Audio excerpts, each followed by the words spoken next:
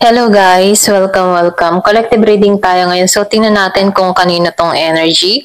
Be open-minded po, hindi po halos lahat makaresonate. Thank you nga po pala sa mga nagsusubscribe, lalo na sa mga bumabalik. Maraming pong salamat. Give me the message for collective. Kanino tong energy na mapipick up natin? Give me the message for collective. Kanina tong energy na mapipick up natin.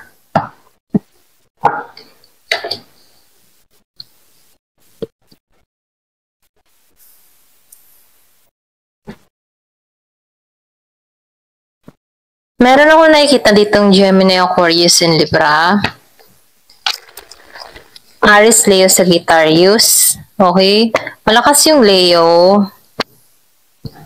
Malakas din dito yung Aries,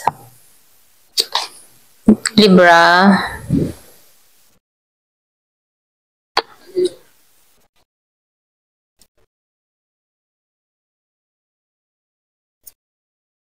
Virgo, Capricorn, Taurus. Ayan, ayusin ko lang ha.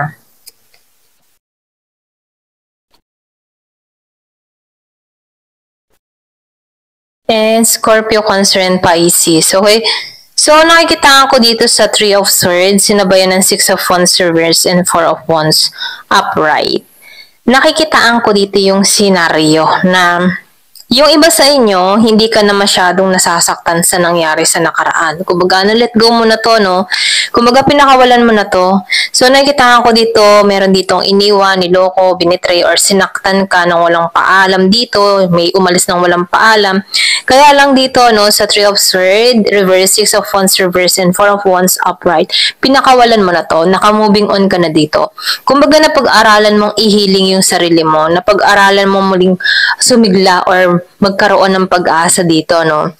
So, nakikitaan ko rin dito, sa mga nangyari sa'yo dito, hindi mo na rin kinikilala yung nakaraan, okay? Kumbaga, tinapos mo na to. Kumbaga, naka-moving on ka dito at tinulungan mo yung sarili mo para mahanap muli, okay? So, nakikitaan ko rin dito, the more na nag-i-healing ka, the more na inaayos mo yung sarili mo, the more na nakafocus ka dito sa sarili mong paglago, ano?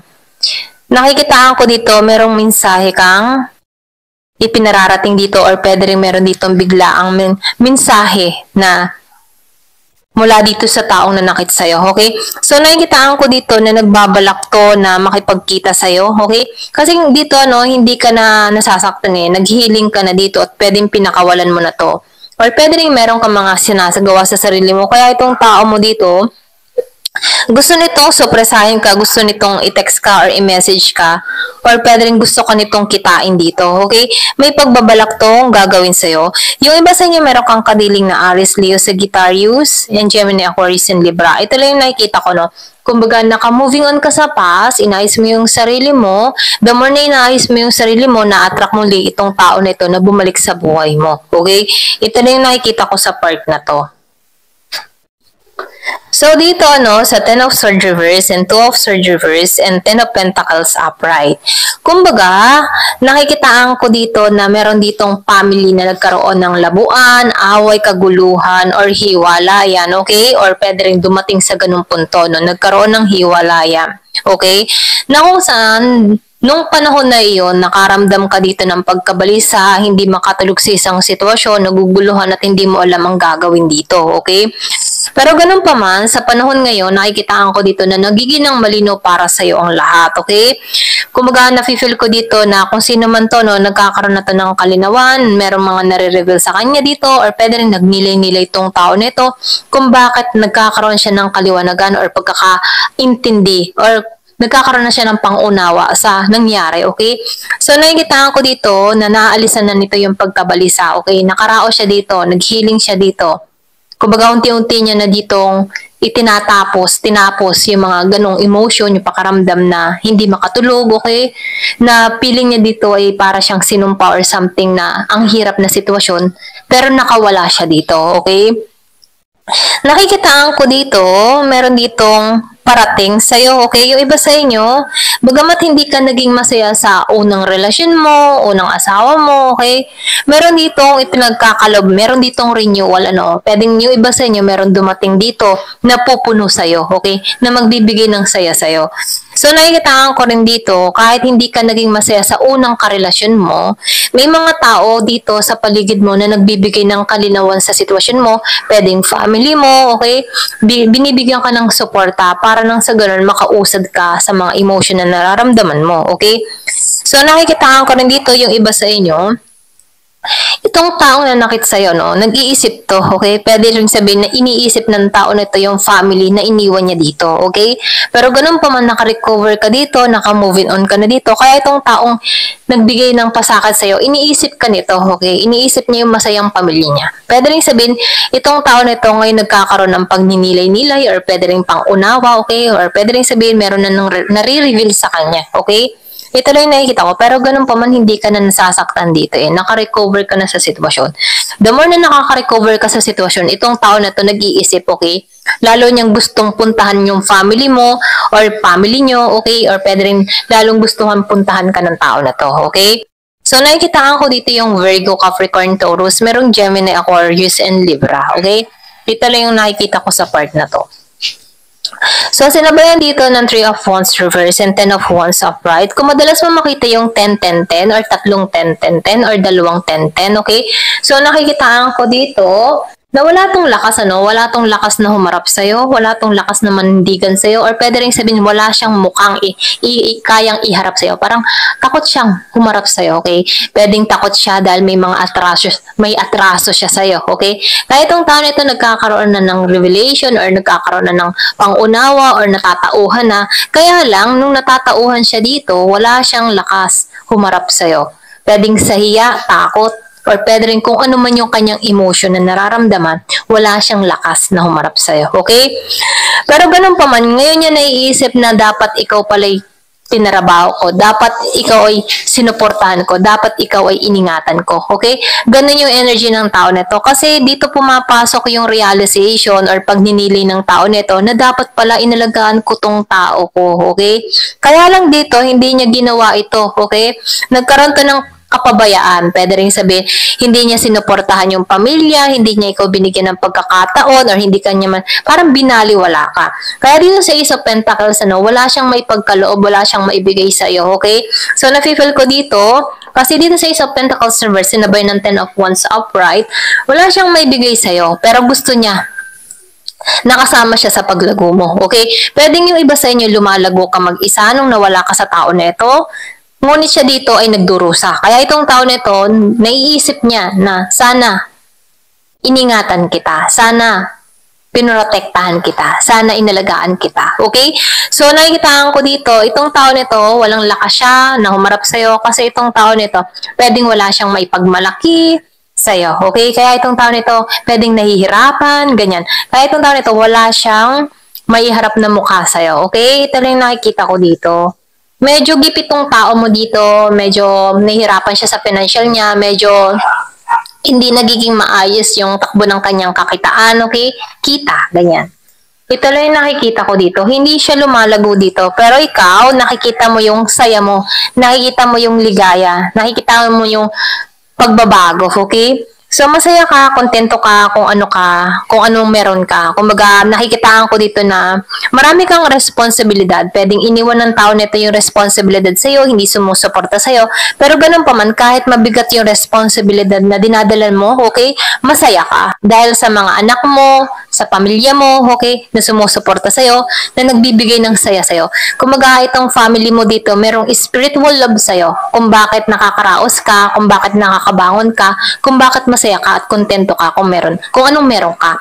Samantalang itong tao man ito, nakamasid sa family, or nag-iisip siya sa family, or pwede rin sabihin, nagninilay-nilay, wala lang mukhang maiharap sa'yo, okay?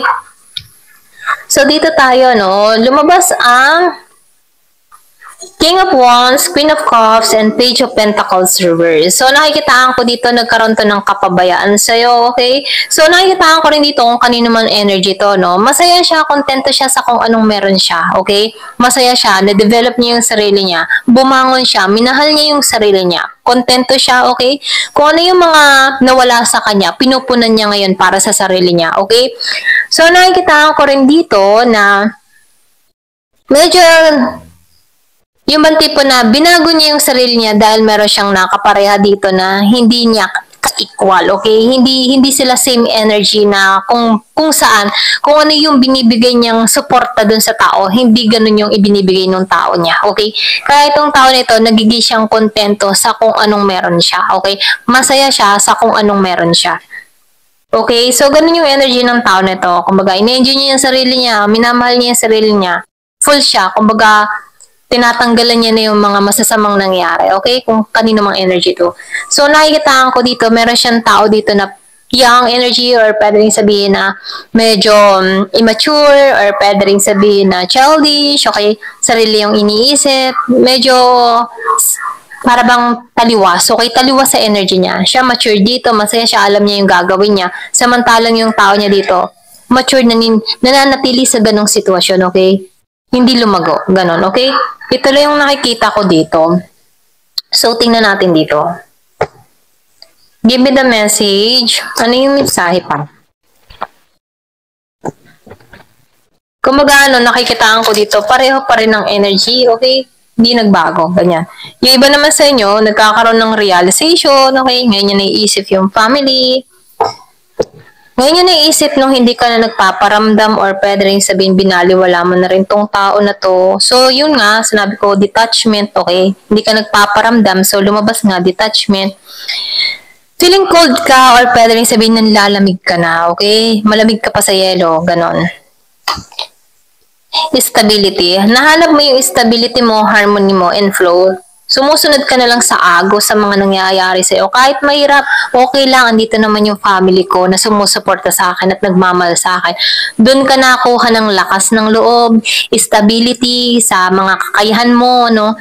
Dito ka kumukuha ng lakas, okay? So, nahanap mo yung harmony mo. Kahit marami kang pinagdadaanan dito, nahanap mo yung harmony mo, okay? So, meron ka ditong trust. Yung iba sa inyo nananalig ka sa puong may kapal. Alam mo sa sarili mo na lahat ng nangyari nito ay may mga dahilan, okay? May purpose si God.